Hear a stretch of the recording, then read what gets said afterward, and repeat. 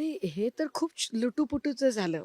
म्हणजे एखाद्याला 1 तोळ्याची अंगठी देणं, खडा टाकून आणि मग ती अंगठी कोणीतरी मोडायला गेला आणि 1 तोळ्याची अंगठी 7 ग्रॅमची भरली.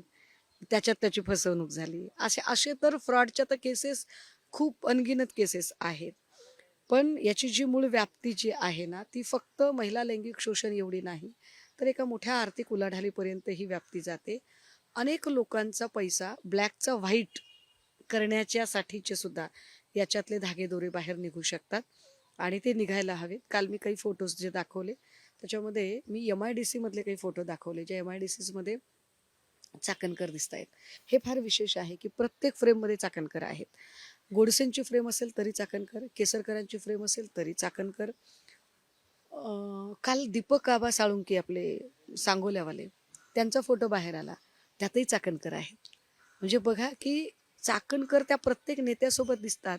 तेव्हा आमच्यासारख्या माणसाला एक शंका यायला लागते, की काय चाकणकर प्रत्येक नेत्यांना तिथपर्यंत पोहोचवण्यासाठी अप्रोच करत होत्या का?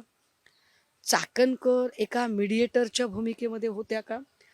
म्हणून चाकणकरांची चौकशी होणं अपेक्षित आहे.